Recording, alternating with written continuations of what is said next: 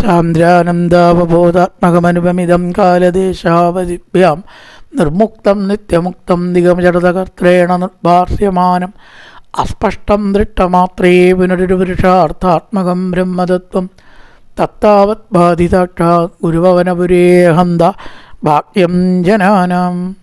നമസ്കാരം. സനാതനധർമ്മ സംഹിതകൾ പങ്കുവയ്ക്കാനായുള്ള ചാനലായ നാദശ്രീയിലേക്ക് എല്ലാവർക്കും സ്വാഗതം.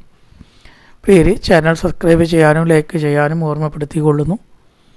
ശ്രീമദ് നാരായണീയത്തിൽ ഭഗവാന്റെ വാമനാവതാരം ആണ് നമ്മൾ പറഞ്ഞു വെച്ചത്. പ്രാസൂതച പ്രകട വൈഷ്ണവ ദിവ്യരൂപം. ഭാഗവത്തിലാണെങ്കിൽ ചതുർഭുജ ശംഖ ഗദാബ്ജ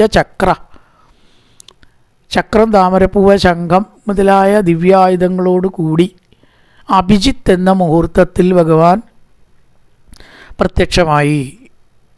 മഹാബലി ചരിതത്തിൽ മഹാബലി കേരളം വാണിരുന്ന ചക്രവർത്തിയാണ് എന്ന കഥ നമ്മൾ തെറ്റിപ്പറയണു. അല്ല, അന്ന് കേരളം തന്നെ ഇല്ല. ത്രേതായുഗത്തിൽ കേരളം പോലും ഇല്ല. പിന്നെ എങ്ങനെയാ കേരളം വാണ ചക്രവർത്തി ഉണ്ടാവുക? കേരളം 1951 നവംബർ മാസമല്ലേ ഉണ്ടായത്. അപ്പം അത് കേരളം വാണ മഹാബലിയുടെ ചരിതമല്ല, മഹാബലിയുടെ ചരിതമാണ്. ഏത് മഹാബലി? ത്രൈലോക്യം വാണിരുന്ന മഹാബലിയുടെ. അപ്പം കഥ വ്യത്യാസമുണ്ട്. നമ്മൾ പറഞ്ഞു കൊണ്ടിരുന്ന കഥയായിട്ട് ഇത് യോജിക്കുന്നില്ല. ത്രൈലോക്യം വാണിരുന്ന മഹാബലിയെ ആ ചരിത്രമാണ് ഇവിടെ വർണ്ണിക്കുന്നത്. അതുകൊണ്ട് തന്നെ അത് മഹാബലി ചരിതം ആവാൻ വഴിയില്ല. തൃക്കാക്കരയിലത്തെ അത്തച്ചമയം ആഘോഷം ഓണമായിട്ട് മാറിയതാണ്. വാമന ജയന്തിയെ കുറിക്കുന്നതാണ് ഓണം. പിന്നീട് മഹാബലിക്ക് സ്ഥാനം കൊടുത്തു എന്ന് മാത്രം. കേരളം വാണ മഹാബലിക്ക് അല്ലേ അല്ല. നീ പറയാണ് പുണ്യാശ്രമം തമഭിവർഷതി പുഷ്പവർഷേർ ഹർഷാകുലേ തുരകുലേ കൃതതൂര്യഘോഷേ ബദ്ധാഞ്ജലിഞ്ജയ ജയേതി നുതപ്യതൃപ്യാം ത്വം തക്ഷണേ പടുതമം പടുരൂപമാതാ. സുരകുലേ കർഷാകുലേ ഇവിടെ പറഞ്ഞിരിക്കുകയാണ്. ദേവഗണങ്ങൾ സന്തുഷ്ടരായിട്ട് അവതാരം ഉണ്ടാവുമ്പോൾ ഒക്കെ ദേവന്മാർ സന്തോഷിക്കും. വാദ്യഘോഷം, പുഷ്പവിട്ടി, അപ്സരസുകളുടെ നൃത്തം, ഇതൊക്കെ എല്ലാ അവതാരങ്ങൾക്കും ഉണ്ടായി. ഇവിടെ ഉണ്ടായി. കൃതതൂര്യഘോഷേ പെരുമ്പറ മുഴക്കിക്കൊണ്ട്, തൂര്യം എന്ന പെരുമ്പറ.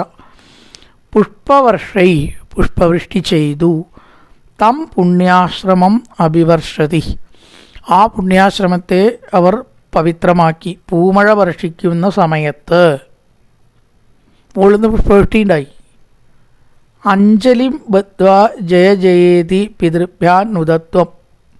2 കൈയും കൂട്ടിയിട്ട് കശ്യപ മഹർഷി തൊഴുതു. പിതൃഭ്യാ എന്നോട് അമ്മയുണ്ട് കേട്ടോ. എന്നല്ല പറഞ്ഞ പോലെ പിതൃക്കൾ കോമൺ ടേമാണ്. അമ്മ, അച്ഛൻ, ഏതെങ്കിലും ഒന്നിനല്ല.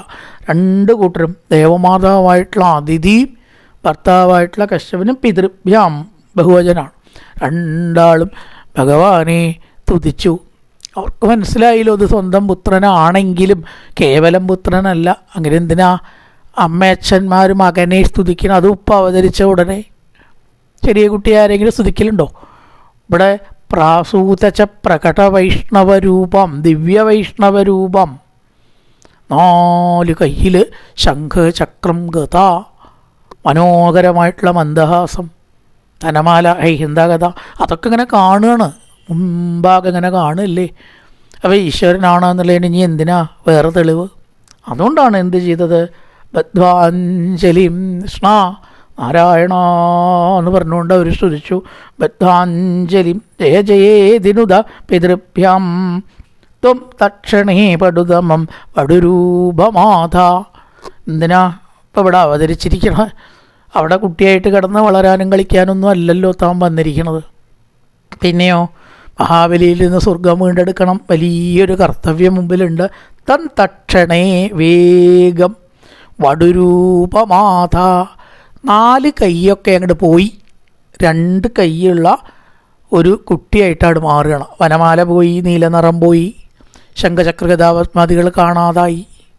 2 കൈയുള്ളൊരു ബ്രഹ്മചാരിയുടെ സ്വരൂപത്തെ അതിമനോഹരമായിട്ട്, ബ്രഹ്മചാരിയുടെ രൂപമാണോ ഭംഗി? 4 കൈയുള്ള വിഷ്ണു ആയിരുന്നോ ഭംഗി? ഉത്തരം പറയാൻ ബുദ്ധിമുട്ടാണ്. ചില ചോദ്യങ്ങളൊക്കെ കൊടുക്കും, ABC ഏതാ ഉത്തരം പറയുക. അതുപോലെ ബ്രഹ്മചാരിയെ കണ്ടാൽ തോന്നി ഈശ്വര എന്തൊരു തേജസ്, എന്തൊരു ചൈതന്യം, എന്തൊരു കൗതുകം.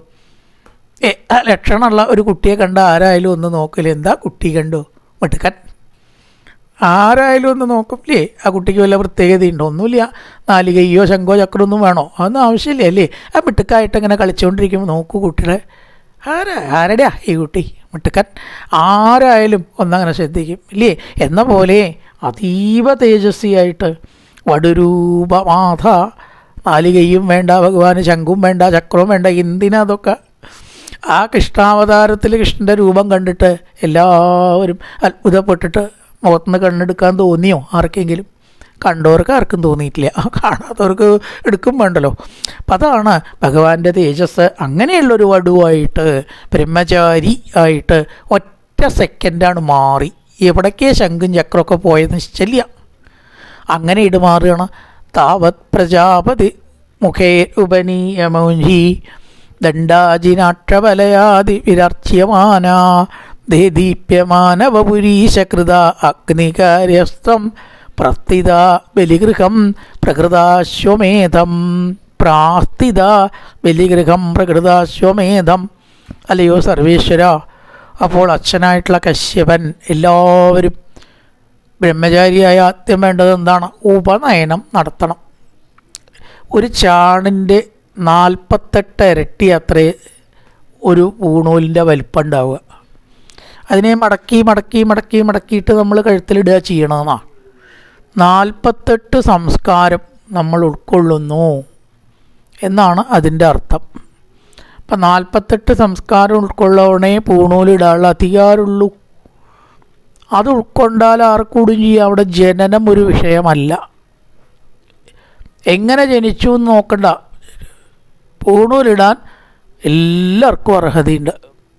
നമ്പൂതിരിയാവണം, പരദേശ ബ്രാഹ്മണനാവണം, ഭട്ടതിരിയാവണം. എവിടെ പറഞ്ഞിരിക്കണം? എവിടെയും പറഞ്ഞിട്ടില്ല. 48 സംസ്കാരം ഉൾക്കൊള്ളുന്ന ഏതൊരാൾക്കും ആവാം. പക്ഷെ അതനുസരിച്ചിട്ട് ജീവിക്കണം. അത്യാവശ്യം വേദജ്ഞാനം ഉണ്ടാവുക, സന്ധ്യാവന്ദനാദി കാര്യങ്ങൾ ചെയ്യുക, ഗായത്രി ജപിക്കുക.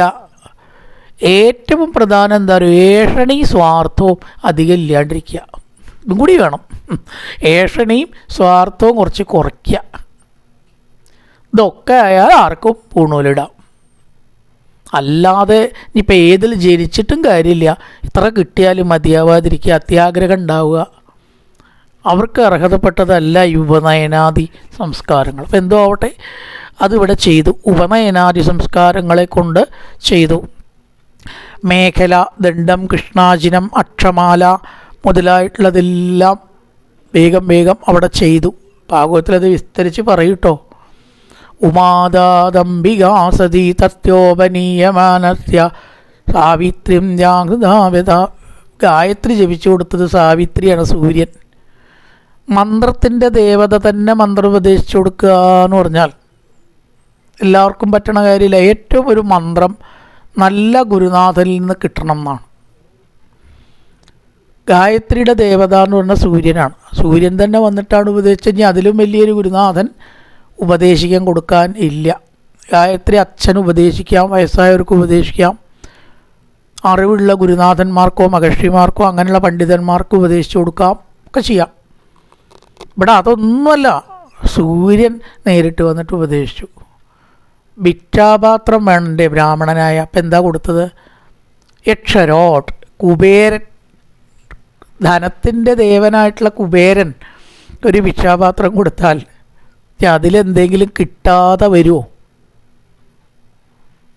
പിന്നെ ആദ്യത്തെ ഭിക്ഷ കൊടുത്തത് ഉമാദാദംബികാസതി തസ്യോപനീയ മാനസ്യ എന്ന് പറഞ്ഞിട്ട് അങ്ങനെ ഭാഗവത്തിൽ വിവരിക്കും. ഉമാദാദംബികാസതി, സാക്ഷാൽ അന്നപൂർണേശ്വരി അത്രേ ആദ്യത്തെ ഭിക്ഷ കൊടുത്തത്. ചെക്കിൽ അല്ലേ, ആ പിരിവിന് പോകുമ്പോൾ റെസീറ്റ് ബുക്കിൽ ആദ്യത്തെ പേജ് മോശമായാൽ ആ പുസ്തകത്തിൻ്റെ രാശിയേ പോയി. ഇപ്പം പിരിവിന് പോകുമ്പോൾ ആദ്യം നമ്മൾ സാമാന്യം മടിശീല കനുള്ള ദിക്കിൽ പോയിട്ടാണ് കയറുക അല്ലേ. ഇത് ആദ്യത്തെ ലീഫാണ് കേട്ടോ. ഇത് ഞങ്ങളെന്ന് വിചാരിക്കണം. നിങ്ങളെയൊക്കെ കണ്ടിട്ടാണ് ഇതിന് തുടങ്ങിയിരിക്കണം.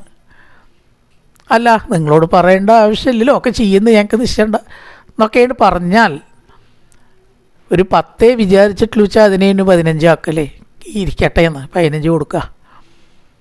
അപ്പോൾ ആദ്യത്തെ ആ ഒരു വരവ് നന്നായാൽ പിന്നെയൊക്കെ വന്നത് നന്നാവും എന്നാണ്. അതിനെ മോശമായാൽ അന്നത്തെ ദിവസമേ പോക്ക്. അന്നപൂർണേശ്വരി ആയിട്ടുള്ള ദേവി ആദ്യത്തെ ഭിക്ഷയുടെ നൽകി. പിന്നെ അതിൽ വന്നത് ലോകം മുഴുവനെയാണ്. മഹാബലിയിൽ നിന്ന് ലോകം മുഴുവനല്ലേ അളന്നെടുത്തത്. ഉമാദാദംബികാസതി. ഇനി മാല കൊടുത്തതോ സരസ്വതീ ദേവി. മാല എന്തിനാ? ജ്ഞാനം ജപിച്ചുണ്ടാവാനാ. ഇത് കഴുത്തിലിടാൻ വേണ്ടി മാത്രമല്ല ഈ മാല.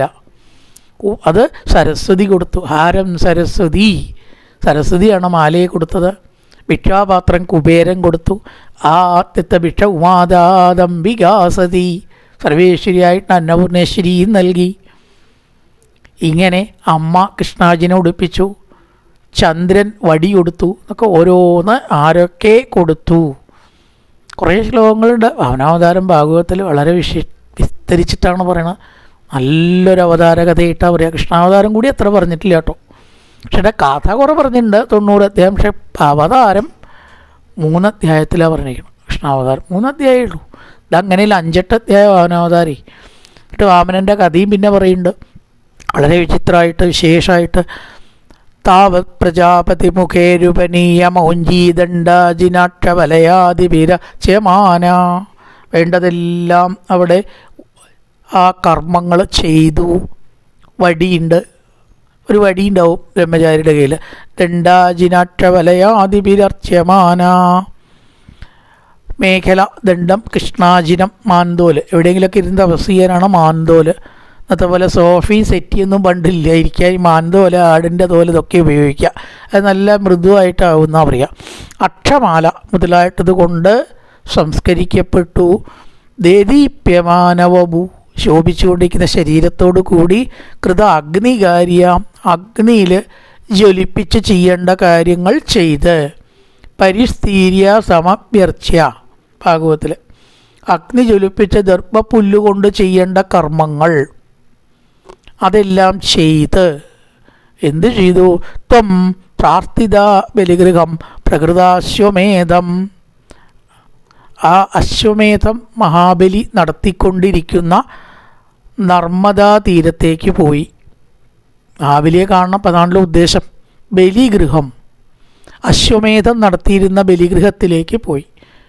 ഗുജറാത്തിലത്തെ ബ്രൂച്ച് എന്ന് പറയപ്പെടുന്ന സ്ഥലമാണ് ഭൃഗുകച്ചം എന്ന് പണ്ട് പറയപ്പെട്ടിരുന്നത്. ഭൃഗുകച്ച സംജ്ഞകേ. ഭാഗവത്തിൽ ഭൃഗുകച്ച സംജ്ഞകേ. ഭൃഗുകച്ചം എന്ന് പറയുന്നതായ നർമ്മദാ തീരത്തേക്ക് പോയി. ബ്രൂച്ച് എന്ന് ഇന്ന് ആ സ്ഥലത്തെ പറയുന്നു. ആ അശ്വമേധയാഗത്തിലേക്ക്, അതിൻ്റെ സ്ഥാനത്തേക്ക് ഭഗവാൻ ചെറുതായിരിക്കുന്ന കാലടി വെച്ച് കൊണ്ട് നടന്നു. ചെറുതായിട്ടുള്ള കാലടിയാണെങ്കിലും അതിന് ഗാംഭീര്യം ഉണ്ട് കേട്ടോ. ആ ഓരോ കാലടി വയ്ക്കുമ്പോഴും ഭാരേണഗാംസൻ നമയൻ പതേ പതേ. ഭാഗവത ശ്ലോകങ്ങൾ കേട്ടാത്തൊന്നും അതന്നെ കേമം. ഓരോരോ അടിയിലും ഭൂമി ഇങ്ങോട്ട് വന്നിട്ട് ഭഗവാനെ വന്ദിക്കുകയാണോ എന്ന് തോന്നും എന്നാണ്. താഴ്ന്നുണ്ട് ഭൂമി എന്നാണ് കനം കൊണ്ടേ. അങ്ങനെ യജ്ഞശാലയിലേക്കാണ് പോവുകയാണ്. കായേന വാചാ മനസേന്ദ്രിയർവാധ്യാത്മനാ വാ പ്രകൃതി സ്വഭാവാൻ കരോതി യദ്യർത്ഥകലം പരസ്മൈ നാരായണായേതി സമർപ്പയാമി. ഓം പൂർണ്ണമദ പൂർണ്ണമിദം പൂർണ്ണാൽ പൂർണ്ണമുദച്യതേ പൂർണ്ണസ്യ പൂർണ്ണമാദായ പൂർണ്ണമേവാവശിഷ്യതേ. ഓം ശാന്തി ശാന്തി ശാന്തി. ഹരി ഓം ശ്രീ ഗുരുഭ്യോ നമഃ. ഹരി ഓം. നല്ലൊരു പ്രഭാതം എല്ലാവർക്കും ആശംസിച്ചുകൊണ്ട് നിർത്തുന്നു. നമസ്കാരം.